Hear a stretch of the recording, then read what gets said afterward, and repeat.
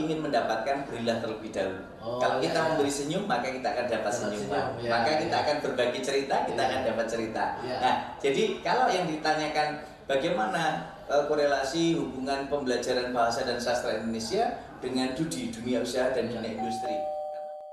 Ketemu lagi dengan podcast PBSI Teman Seia Sekita.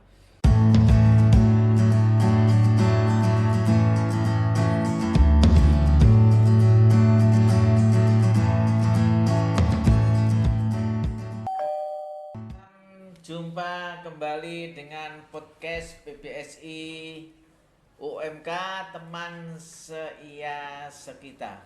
Pada kesempatan ini podcast PBSI UMK bertandang ke Universitas 11 Maret Surakarta. Luar biasa. Jadi alhamdulillah pada kesempatan ini kita akan berbincang-bincang, berdialog dengan seorang pakar bahasa dan sastra dari Universitas 11 Maret Surakarta.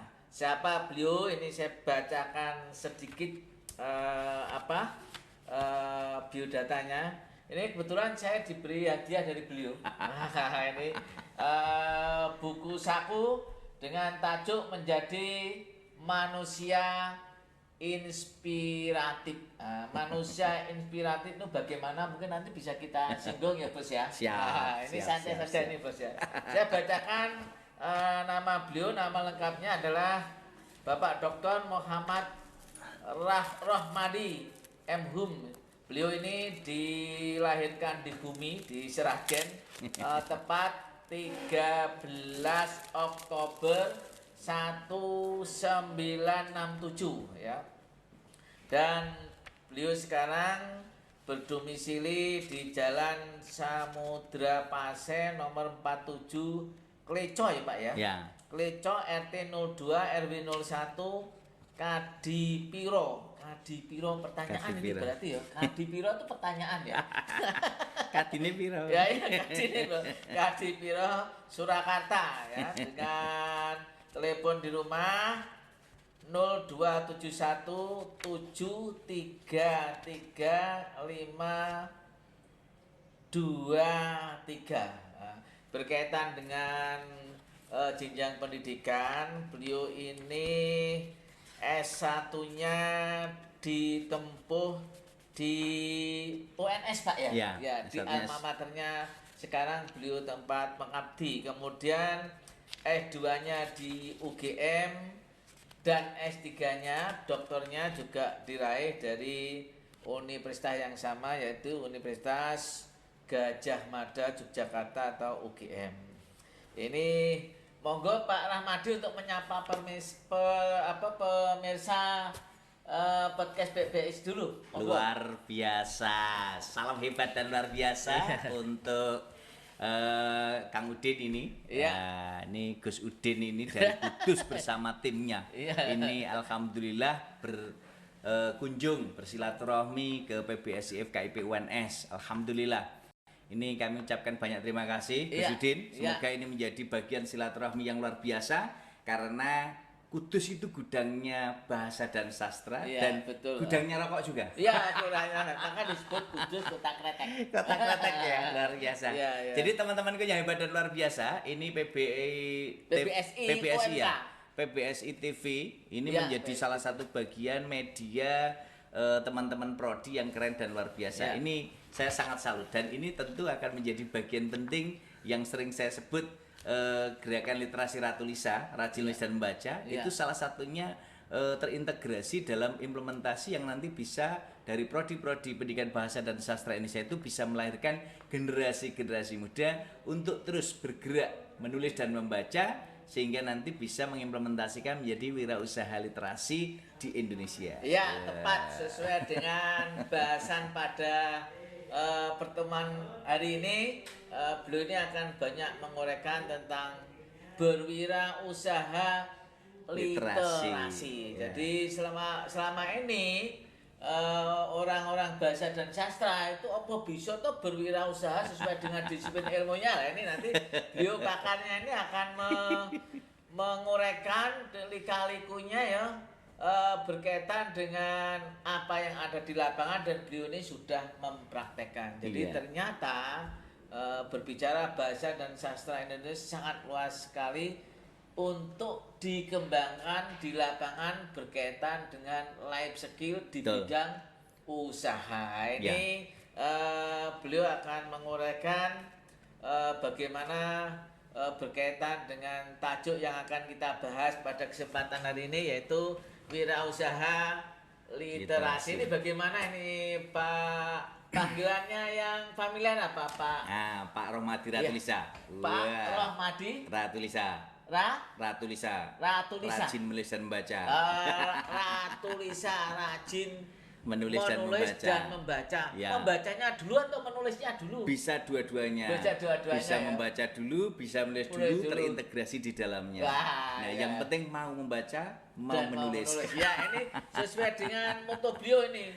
Membacalah untuk menulis dan menulislah untuk dibaca umat sepanjang hayat. Ini moto beliau yang ditulis dalam buku saku Menjadi Manusia Inspiratif. Bisa dilihat pemirsa ya.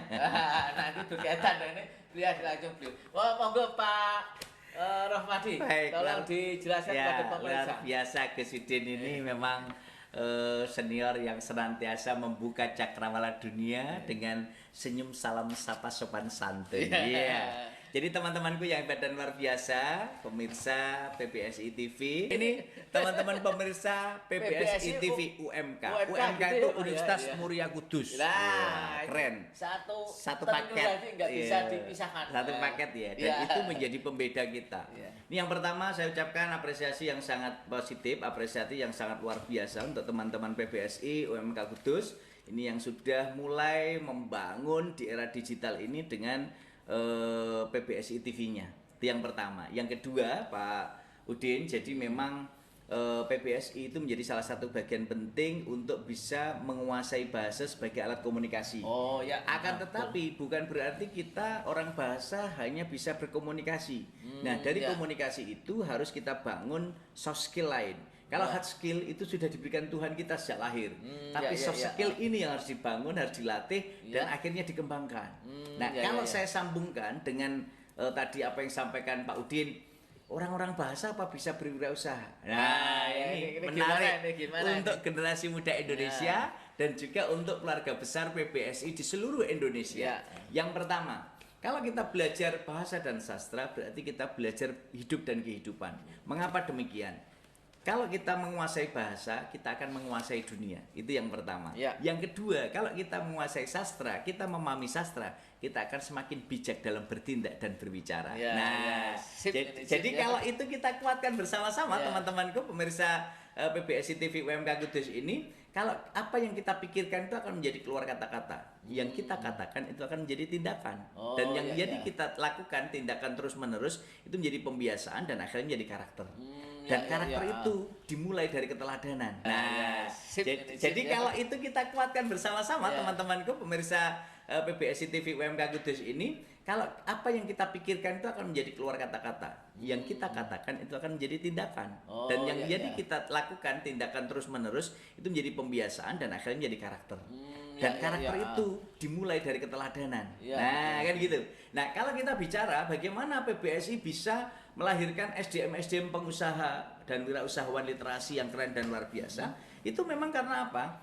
Para mahasiswa PPSI itu menguasai kompetensi 4 kompetensi bahasa. Keterampilan berbicara, keterampilan menulis, keterampilan membaca, dan keterampilan menyimak. Nah, kalau itu disandingkan dengan 6 literasi dasar yang disepakati oleh Forum Ekonomi Dunia tahun 2015, bahwa generasi abad 21 wajib menguasai 6 literasi dasar. Literasi menulis dan membaca. Yang sering saya gaungkan ayo berliterasi dengan Ratu Lisa, rajin menulis dan membaca. Di Istana Arfus tercinta, karena kita akan menjadi seperti bintang, bulan dan matahari yang selalu menyinari bumi, baik tampak maupun tidak tampak oleh manusia. Tanpa mengenal lelah. Kalau lelah istirahat, tapi tetap menginspirasi. Yang kedua itu literasi numerik. Nah, yang ketiga literasi keuangan, yang keempat literasi digital, yang kelima itu literasi sains, yang keenam itu literasi budaya dan kewarganegaraan. Jadi dengan 6 literasi dasar itu menguatkan 4 keterampilan berbahasa dan apa yang sudah dicanangkan, apa yang sudah diajarkan pada anak didik kita, mahasiswa-mahasiswa pendidikan bahasa dan sastra Indonesia, itu akan memberikan kontribusi nyata terhadap negeri ini. Karena apa? Ketika kita memulai dengan kata-kata, kita akan bisa mengejawantahkan, menceritakan, mendeskripsikan kesemestaan alam ini. Di konteks semesta inilah yang nanti akan bisa kita jabarkan menjadi produk-produk unggulan di usaha literasi kita. Sehingga kalau kita lihat dengan status-status kita, quote-quote kita, itu bisa menjadi bagian dari produk wirausaha literasi. Lalu dari kemampuan kita berbahasa kita secara baik dan benar, sehingga itu akan bisa menguatkan kita, melahirkan SDM-SDM kita untuk nanti menjadi editor-editor yang andal. Kemudian dengan keterampilan berbahasa, berbicara kita yang keren dan luar biasa, sopan santun, itu akan menjadi penyiar-penyiar yang keren di radio, di televisi, seperti Gus Udin yang saat ini keren luar biasa. Di podcast. Di podcast keren. Nah, baru nanti dari situ kita kuatkan lagi. Yang suka menulis nanti akan mengembangkan dunia literasi di jurnalistik. Dan juga akhirnya bisa berwirausaha dalam bidang penerbitan dan percetakan. Jurnalistik baik itu cetak maupun online. Betul, cetak dan online. Karena apa? Yang saya katakan tadi di literasi digital, di era digital ini Pak Udin, anak-anak kita harus sudah mulai melek literasi digital. Karena sekarang dunianya dunia digital. Dan ini tidak bisa ditinggalkan. Dan kondisi saat ini, keluarga besar PBSI di seluruh Indonesia harus mulai memantik semangat kita untuk bisa merealisasikan berbagai program pengembangan literasi berbagai bidang. Dan tentu ini untuk anak-anak kita, Prodi PBSI itu bisa menjadi salah satu bagian pencetak generasi-generasi unggul dengan melahirkan wirausahawan literasi. Bisa di bidang jurnalistik, bisa di bidang penerbit percetakan, bisa di bidang kepenyiaran, bisa di bidang editor. Dan ini keren luar biasa. Ini beliau ini karakteristiknya suka senum. Dan mudah diajak komunikasi dan ditanya apa saja siap menjawab. Siap. Ini salah satu keunggulan orang bahasa sastra ya. Ini karakteristik beliau ya. Dan perlu diketahui ini beliau ini juga sebagai ketua umum Asosiasi Dosen Bahasa dan Sastra Indonesia. Jadi sekali lagi beliau ini ketua umumnya Asosiasi Dosen Bahasa dan Sastra Indonesia. Ini Pak Rohmadi, kadang-kadang ada suara sumbang. Apa materi-materi perkuliahan di bahasa dan sastra itu ada korelasinya atau enggak untuk life skill terutama berkaitan dengan wirausaha ini gimana ini Pak? Luar biasa. Gini, jadi untuk pemirsa PBSI TV UMK Kudus, jadi kalau kita bicara tadi sampaikan oleh Gus Udin ini bahwa saya sampai saat ini masih diamanai sebagai Ketua Umum Adopsi Asosiasi Dosen Bahasa dan Sastra Indonesia. Ini kita sudah punya di perwakilan di berbagai provinsi jadi 25 provinsi kita sudah punya perwakilan di sana dan kita akan lanjutkan nanti untuk pelantikan untuk pengurus di provinsi-provinsi yang belum kita lantik yang saat ini sedang kita persiapkan. Nah, yang kedua, semakin bertambah terus. Iya, semakin bertambah. Harapan kami di 34 provinsi itu semua sudah bisa berdiri perwakilan adopsi sehingga ke depan untuk multi generasi NKRI kita bisa bersinergi dengan adopsi dan akhirnya dari situlah kita bisa saling berbagi untuk pengembangan itu. Nah, tadi terkait dengan apa yang disampaikan Pak Udin. Jadi, kalau sering saya katakan kalau ingin mendapatkan berilah terlebih dahulu. Kalau kita memberi senyum maka kita akan dapat senyuman. Maka kita akan berbagi cerita, kita akan dapat cerita. Nah, jadi kalau yang ditanyakan bagaimana korelasi hubungan pembelajaran bahasa dan sastra Indonesia dengan dunia usaha dan dunia industri. Karena ini penting. ketika kita pembelajaran perkuliahan kita ada bahasa, sastra dan pengajaran. Ya, betul. Nah, bidang bahasa ini akan melahirkan SDM tentu kalau kita di FKIP akan melahirkan SDM calon pengajar di sekolah dasar dan menengah, kemudian bisa juga ke perguruan tinggi setelah nanti melanjutkan S2-nya. Karena sesuai permennya sekarang kan harus S2. Nah, kemudian kalau kita nanti dari sastra Indonesia tentu bisa melahirkan SDM yang tentu saja akan menjadi ilmuwan, peneliti dan juga pengembang literasi digital maupun cetak. Nah, ini dari pendidikan pun sekarang ini sejak kita bersama-sama kita kembangkan mata kuliah pilihan di berbagai prodi, kita akan ada mata kuliah pilihan. Ada mata kuliah pilihan jurnalistik, ada penyiaran, ada penyuntingan. Nah, ini kita harapkan alumni-alumni kita itu bisa ke depan untuk alumni pendidikan bahasa dan sastra Indonesia dan juga sastra Indonesia itu bisa menghasilkan SDM yang akan bekerja ataupun menjadi editor-editor yang andal, memiliki kualitas yang tinggi, dan itu akan dikembangkan dari berbagai proses magang. Jadi kalau mata kuliah ini kan sebenarnya kita sudah sinergi. Kalau sekarang programnya Mas Menteri MBKM Merdeka belajar dan di kampus Merdeka, kita sebenarnya prodi bahasa Indonesia sudah melaksanakan sebelumnya. Jadi mereka belajar jurnalistik, kemudian penyuntingan, kemudian penyiaran. Ini mereka terus magang di industri selama 3 semester. Jadi 4, 5, 6. Nah, ini sebenarnya kita sudah melakukan dan ini menjadi implementasi bagaimana kita di era Merdeka Belajar dan Kampus Merdeka ini nanti betul-betul mampu mengimplementasikan berbagai program ini yang diintegrasikan nanti pada program KKN, kemudian juga KKL atau sekarang magang pendidikan. Itu akhirnya prodi bahasa Indonesia kita punya peluang besar untuk bisa nyambung bagaimana soft skill itu dikuasai oleh mereka. Soft skill bidang jurnalistik, soft skill di bidang editor, soft skill di bidang penyiaran. Nah, ini akan menjadi salah satu model tambahan. Sehingga harapan kami untuk anak-anak lulusan prodi PBSI maupun sastra Indonesia di seluruh Indonesia, ketika Anda belum menemukan tempat yang tepat, maka Anda punya soft skill untuk mengembangkan itu. Nanti seiring dengan berjalannya waktu akan menemukan pola-pola pengembangan berbasis pengembangan roadmap pemikiran kita. Gitu, jadi berbagai potensi itu bisa dikembangkan oleh mahasiswa bahasa dan sastra ya. Tepat sekali Pak Udin. Karena kreativitas anak-anak kita itu dibangun dengan soft skill yang mampu menggerakkan, tadi saya katakan keterampilan berbicara. Keterampilan berbicara saja soft skillnya bisa kita kembangkan menjadi pambiaworo, menjadi MC, kemudian bisa menjadi ini dari berbagai kegiatan-kegiatan bisa menjadi moderator. Ketika moderator yang sebagai contoh tadi dikatakan Pak Udin, saya mengalami betul karena saya sebagai seorang pionir di bidang bahasa dan sastra, saya sering diundang sebagai narasumber, juga diundang sebagai moderator di prodi-prodi lain yang mengadakan seminar, workshop. Karena dari kepiawaian kita dalam memanage kata, memanage bahasa. Jadi kompetensi ngomong. Itu menjadi sebuah soft skill sendiri betul, sehingga posisi itu kan memiliki keindahan.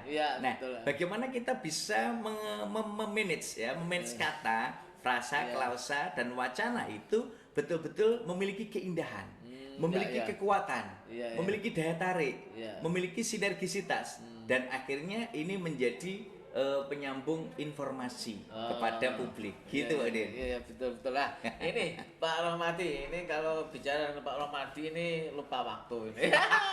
Idenya mengalir terus ya ini para pemerintah ini berkembangkan media digital ini. Betul. Coba secara khusus atau secara umum apa yang bisa dikembangkan oleh mahasiswa maupun lulusan bahasa dan sastra Indonesia? Luar biasa Pak Udin, tepat sekali. Karena di era digital ini kita harus bisa mengalihkan perhatian kita ke digital. Nah, oleh karena itu untuk seluruh mahasiswa pendidikan bahasa dan sastra Indonesia ataupun juga sastra Indonesia, sekarang ini banyak peluang. Saya sudah adopsi, sudah bekerja sama dengan Google Indonesia. Kita lakukan pelatihan-pelatihan bagaimana pengembangan kompetensi digital. Sekarang ini nanti tanggal 30 saya diundang oleh komunitas literasi digital yang nanti akan itu dilakukan target bagaimana penyebaran dan sosialisasi penguasaan literasi digital di seluruh negeri. Nah, itu salah satunya nanti tanggal 30 itu di Jogja, kita akan kembangkan itu, dan salah satunya itu adalah bagaimana mereka menguasai digital dengan benar, dengan santun. Nah, untuk lulusan-lulusan pendidikan bahasa dan sastra Indonesia juga harus mulai masuk ke sana.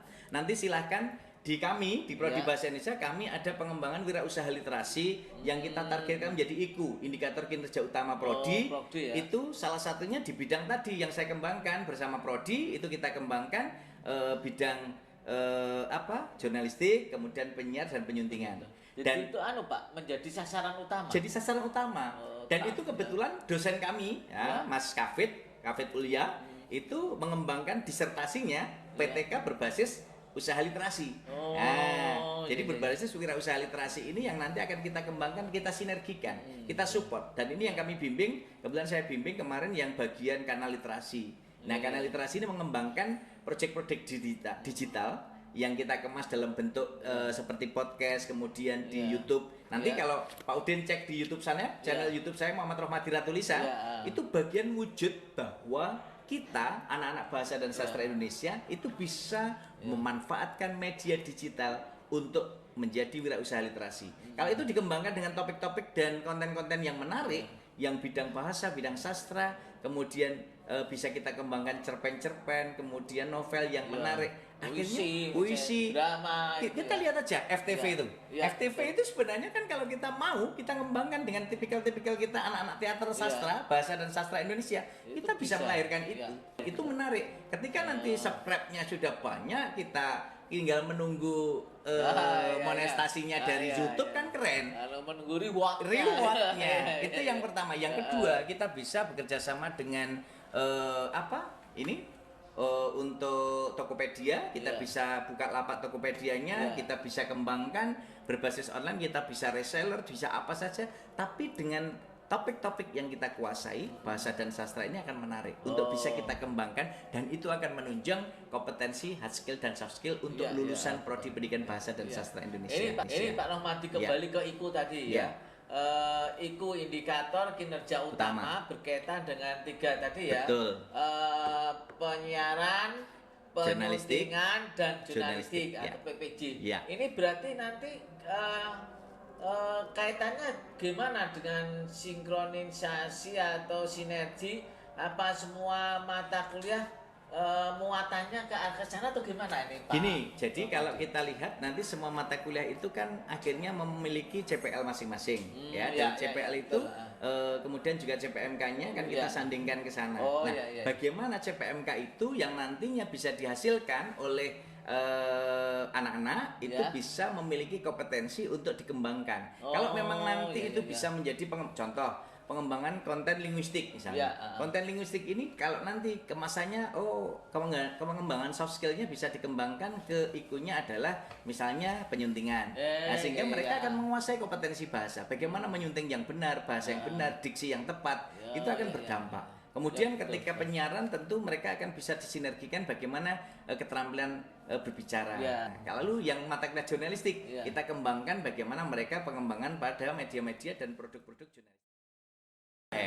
Jadi 5M itu yang pertama, alumni-alumni kita, lulusan-lulusan Prodi Bahasa Indonesia, pendidikan bahasa maupun sastra Indonesia, itu yang pertama harus bisa mengidentifikasi